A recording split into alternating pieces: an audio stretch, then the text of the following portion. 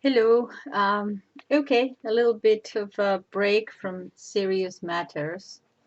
Have you heard of this author? He wrote many books in the 50s and 60s. Henry Cecil, Alibi for a Judge. He's got a lot of books on judges and courts and things. And I was reading. I finished this in no time at all because it was so amusing. And it's the story of a trial. Well, it's a story, not a real case. And it's really funny. And he's got like the first chapter one, which is only 2 pages, is on alibis. And let me share it with you on alibis. William Burford's defense was an alibi, and the judge who presided at his trial was Mr. Justice Carstairs. The alibi was not one of the best alibis, and the judge was not one of the best judges. It may perhaps help to an understanding of the case and its curious consequences to consider first the nature of an alibi and then the nature of a judge. From time immemorial, the alibi as a defense has been popular with criminals, and not only with criminals. The charge, it is logical enough, the charge against William Burford was safe-breaking on a pretty large scale. It was alleged that with the help of another or others, he had not only blown open the safe, but removed about £80,000 as well. This book was published in 1960. So, removed £80,000. No doubt, William said to himself, if I can prove I was elsewhere when the safe was blown, I'm bound to be acquitted. And he was quite right. It was a cast iron defense, if it succeeded. But that is the trouble with alibis. They are at the same time the best and the worst defenses.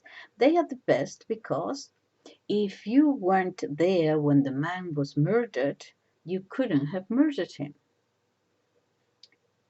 They are the worst because once you raise that alibi, you have no other defense open to you.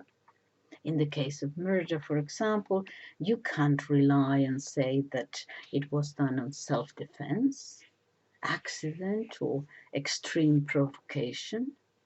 You say you went there. So you can't have been provoked.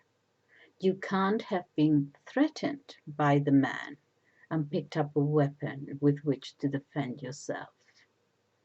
He can't have slipped on a piece of orange skin and fallen accidentally onto the knife with which you were peeling the orange. You were nowhere near the man at the time, or so you say. And if the jury don't believe you, that's the end of the matter. Criminal cases are not like civil cases in this respect. Judges and barristers are quite used to inconsistent and alternative defenses in civil matters. For example, says the plaintiff in the county court, Your Honour, the defendant owes me £50 for goods sold and delivered. And what do you say? Says the judge to the defendant.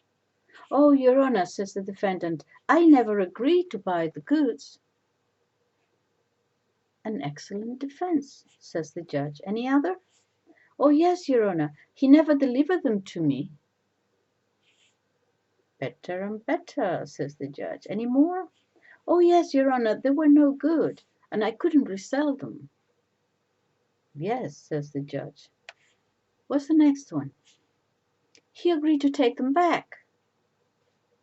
Fine, says the judge. And now He refuses to do so, right? Exactly, Your Honor, says the defendant. And I have one further defense. I felt sure of it, says the judge. Keep the best till the last. And what is it? I've paid for them, Your Honor. As I thought, says the judge. How many children have you got? 5, Your Honor. Very well then. Pay £2 a month. Well, perhaps it isn't quite like that, though according to a current story, that is how it seemed to an American lawyer who was visiting the English courts. But though this sort of thing can be done in a civil court, where the only issue is usually whether A should pay B, and if so, how much and when, it is quite impossible in a criminal court. For example, in William's case, it was alleged that he was seen running from the scene of the crime. Having sworn that at the time he was some miles away in bed with his wife, it would have been impossible for him to rely alternatively on the inconsistent defense that he was, for example, a customer of the bank and he had gone to sleep while waiting in the queue of people, all of whom were paying in vast numbers of checks and notes which had to be counted and recounted, and that when the bank closed he was somehow or other forgotten and locked in, that he was disturbed by the real thieves, and when he realized the position he thought he might find himself in a compromising situation if he remained if he remained in the bank, and so he bolted down the street. Nor, if that story seems a little bit rather fantastic, nor could he have said more simply, as an alternative to his alibi, that he was certainly seen running from the scene of the crime, but that it was a pure coincidence. He happened to be in the neighborhood at the time and was in a hurry to get back home to his wife. No. Once you've committed yourself to an alibi, that is your only mode of escape, and if that breaks down, you must wait as composedly as you can for the sentence.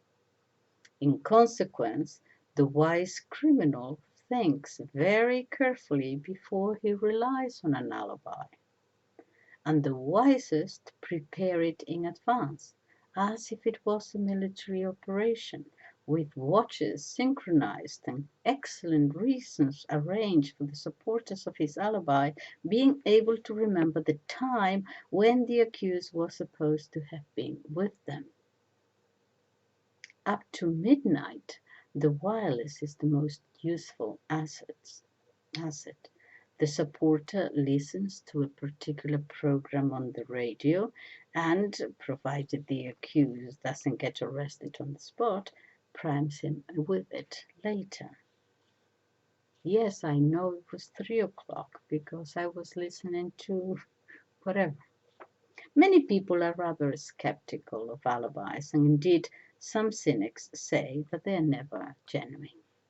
They argue that if the accused really was somewhere else at the time the crime was committed, he would never have been charged with it. But this implies that no innocent person is ever charged with a crime, and though it is a very rare occurrence, it does occasionally happen. And William passionately declared that it had happened in this case and that he was innocent. Now on the chapter 2, on the judges, which is he's presenting the case of the story, he's going to introduce the judge. Chapter 2 on judges. It should perhaps help to an understanding of Mr. Justice Carstairs' behaviour after the trial of William Burford to have some appreciation of a judge's position in England. How they are appointed, What qualities do they require to make them satisfactory judges? How and why do some of them fail to be satisfactory? And what is the effect upon themselves and upon the public of such failure? Mr. Justice Carstairs had been appointed in the normal way, that is to say, he had had a substantial practice at the bar, was looked upon as a sound lawyer and a person of complete integrity. He was offered the appointment by the Lord Chancellor, and he accepted. There was no surprise at his appointment, and no expectation that he would either be very good or very bad. In some countries, there is a judge's profession as such, and if you want to become a judge rather than an advocate, lawyer, you must join that profession. If you do join it, you no doubt start off in some administrative capacity with no judicial duties, but you see how the judges do their work. Then, in due course, you will be given some very minor judicial post, and your progress thereafter will presumably depend upon how you acquit yourself in that post and in any more important posts which you may be given. The result is that no one in those countries is appointed to high judicial office unless he has proved himself to possess not only the qualities necessary for a good judge, but the ability to make full use of those qualities as well.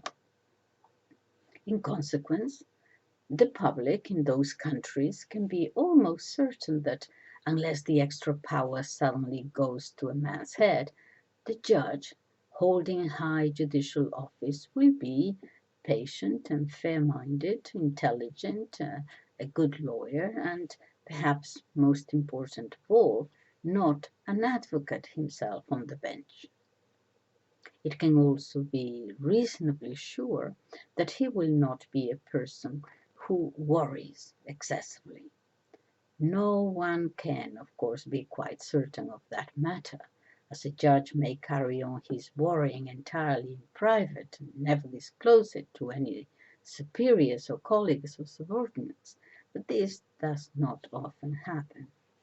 It is, of course, possible that preferment to high judicial office will suddenly go to a man's head, but if he has been having continuous preferment for many years in his life, it is fairly certain that he is not a person whom power will corrupt.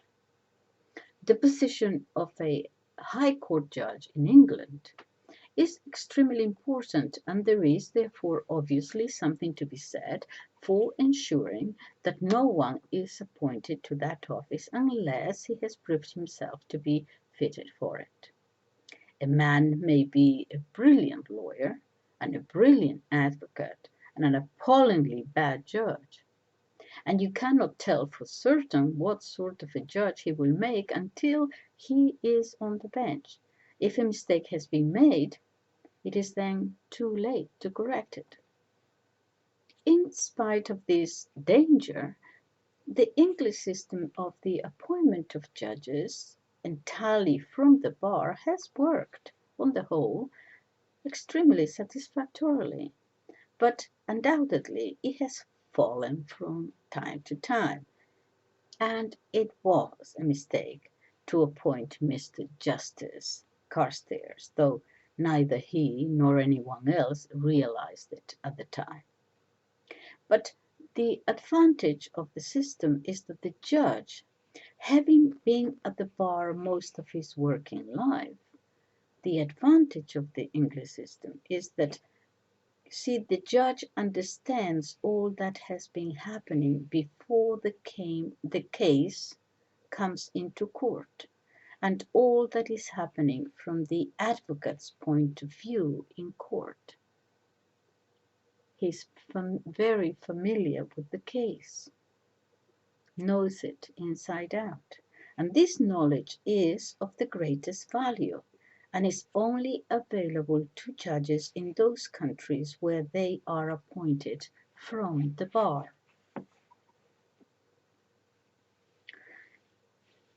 Goes on for a little while longer, and then he says, no little handbook entitled Do's and Don'ts for Judges is issued to barristers on their appointment to the bench. Most of them realize instinctively what is required of them. Even those who do not turn out to be particularly good judges try to act as particularly good judges do act. This has the advantage that, on the whole, litigants feel justice has been done, even if it hasn't. An apparent justice is the next best thing to justice itself. Nor do newly appointed judges attend a short course of lectures with the object of receiving helpful advice from their more experienced brethren. All the same, a class for new judges is kind of a pleasant idea. Now, Toothcomb J, what do you do in a case where the plaintiff said, etc., etc.? Toothcomb J remains deep in thought. Come along, Toothcomb J, one of the things a judge has to do is to make up his mind. Still no answer in that supposed lecture. Very well then, next. I see your hand is up, Blinkers J. What is your answer to the problem? I was just stretching, I'm afraid. Oh, very well. So long as it was a genuine yawn. I don't think it matters very much, but never do it on purpose. But although handbooks and lectures are quite unnecessary for the average judge, it would have been a good thing if Mr. Justice Carstairs could have had the advantage of both. For although in private life he was a kindly and generous man, he was one of the few judges who did not appreciate instinctively his responsibilities or realize how easy it was to abuse the power vested in him. For example, an omnibus conductor has considerable authority in his bus. He can't tell people to take their hands out of their pockets or to stop sucking sweets, but he can order people about to a substantial extent. Few conductors abuse this power, but some do. Such abuses cannot do much harm, although they can start, really, an unfortunate train of events moving.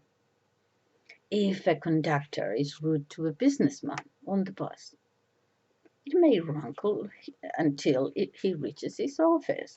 He may find that a clerk has made a mistake. Normally he would have overlooked it, but unconsciously, in order to be avenged for the conductor's rudeness, he creates a fuss about it all, and makes some unwarranted remarks to the clerk.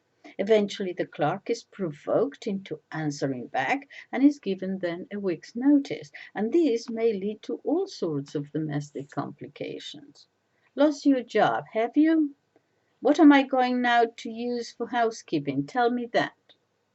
It wasn't my fault, really, Mary. Well, no, it wasn't. It was the conductor's.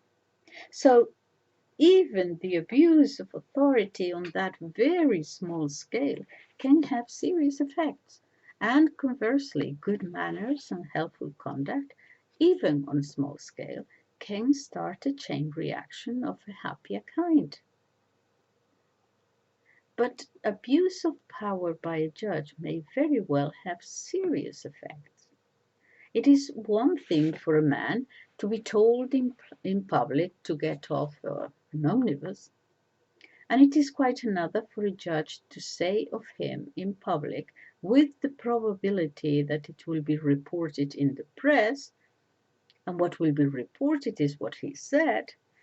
Quote, I have never seen such a nauseating spectacle as Mr. X in the witness box. That is what Justice Carstairs said about this individual in another case. He said this, I have never seen such a nauseating spectacle as Mr. X in the witness box. He is incapable of telling the truth, except when it suits him, and he tells his lies in a sanctimonious and self-righteous manner, which I find utterly repulsive. And the press quoted that. And he read it. And when Mr. Justice Carstairs, on his way home from court, read in the newspaper, Mr. X, a nauseating spectacle, and the word judge, he entirely failed to appreciate that in speaking of Mr. X in that way, he had simply satisfied his own personal dislike of the man. For the purposes of his decision, it was quite unnecessary for him to do more than to say that he did not accept Mr. X's evidence and why. For example, that some of his evidence was contrary to letters which he had written, or that he contradicted himself in the witness box, or such like. But to describe him as a nauseating hypocrite was to indulge in mere abuse. Perhaps the judge was right in his view. Perhaps he was not. But though his judgment could be reversed by a higher court, his words could never become unspoken. And after all, he had seen the man in the box for perhaps only just an hour. It may be that in that unaccustomed atmosphere of the court, Mr. X went to pieces and did not do himself justice. It is indeed surprising that so many witnesses are able to control themselves sufficiently to appear outwardly so calm. Justice can never be perfect, and if a man is a bad witness, he may lose his case, but he should not have to suffer the sort of treatment which Mr. Justice Carstairs handed out.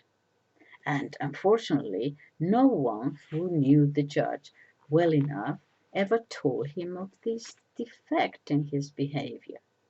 It was as bad as that of a judge who said to an acquitted prisoner. It was as bad as that of a judge who said to an acquitted prisoner, "You're discharged.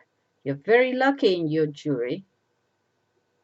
In saying that, the judge had endeavoured to cast doubt upon the jury's verdict, in order to satisfy his own sense of annoyance at the prisoner being acquitted. And a further serious fault of Mr. Justice Carstairs was his complete inability to restrain himself from intervening during the course of a case. Everyone knows the man who can't refrain from taking the lead in private conversation. If a story which he happens to know is being told, he can't resist interrupting and finishing it off. So with Mr. Justice Carstairs in court. It has frequently been said that a judge should hold himself aloof from the struggle going on in court between the two lawyers. Of course, sometimes he has to blow his whistle when there has been an infringement of the rules, or when someone has been hurt, but otherwise he should leave the battle to the advocates. Mr. Justice Carstairs, however, girded himself for war and joined lustily in the fight. That was one fault. Another of his serious faults was to have carried his advocacy to the bench. And that is one of the prizes of the system of appointing judges solely from advocates. But it is impossible to tell whether a man will do this until you see him at work on the bench. It by no means follows that because a man has been a fierce and determined advocate, he will not be completely fair-minded on the bench. One even finds such an advocate on appointing to the bench having difficulty in coming to a decision.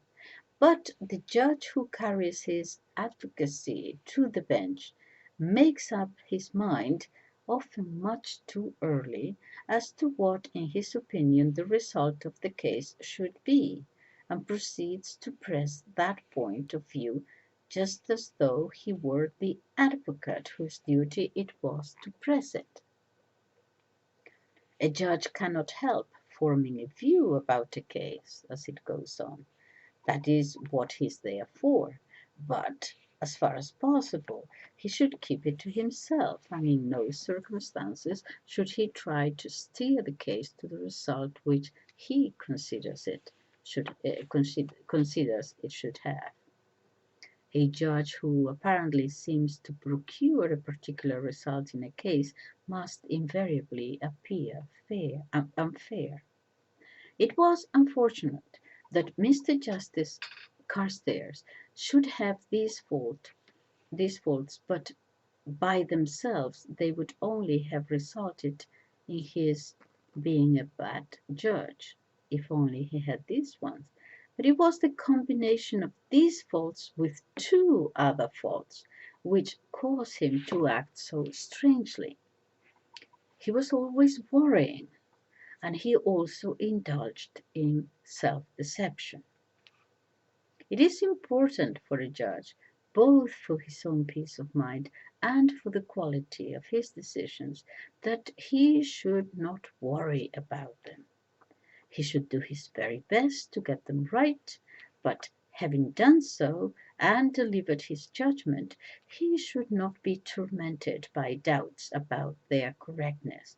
A judge should be able to make up his mind, and having done so, he should give his decision and then go to the theatre.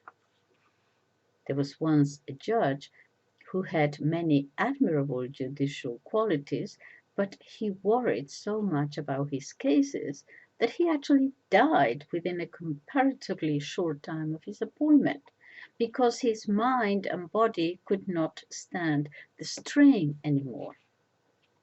Mr. Justice Carstairs did not die from worry, but this can only have been because his mind and body were both able to stand the strain better than the judge who died. But he tormented himself unmercifully when he had any doubt about a decision he had given. That was one problem. The other, he also indulged in self-deception. Most young barristers have done this in their earlier days.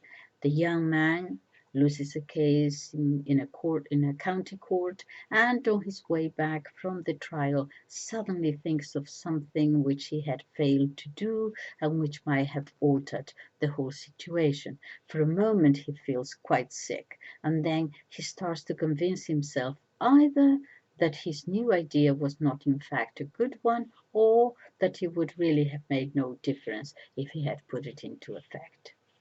And before he has got back to chambers, he has decided that no one else could have won the case. Although in his heart of hearts he knows this is not true. Most young men grow out of this habit and start to learn to profit by their mistakes. They still find on the way back from court that they have forgotten to ask an essential question or something of that kind, but they no longer try to convince themselves that it would have made any difference. In other words, they seek to profit from holding a post-mortem, and then they resolve to try to do better in the future.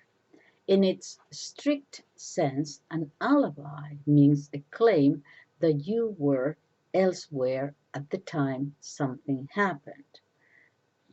But the word is also used loosely and inaccurately to mean simply an excuse.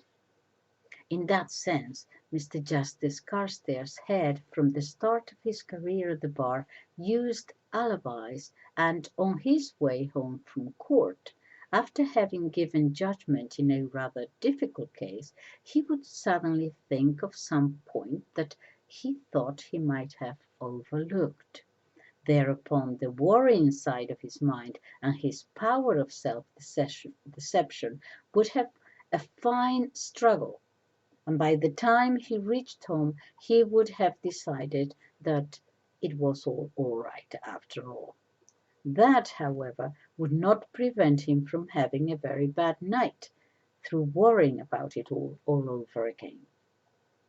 But for the explanation of how judges are appointed, readers might have wondered how this particular judge came to be appointed. But he was quite a good lawyer, and some of the faults which made him unqualified to be a judge were not appreciated when he was only an advocate. They were not even appreciated by the judge himself. Had they been, he would never have accepted the offer. There is a considerable strain on a judge imposed by the mere concentration which he has to maintain throughout the case.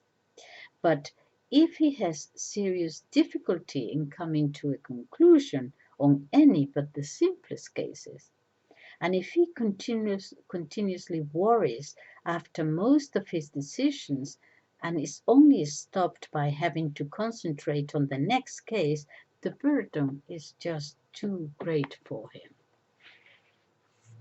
A man once said to a judge, "If you make that order, I shall commit suicide."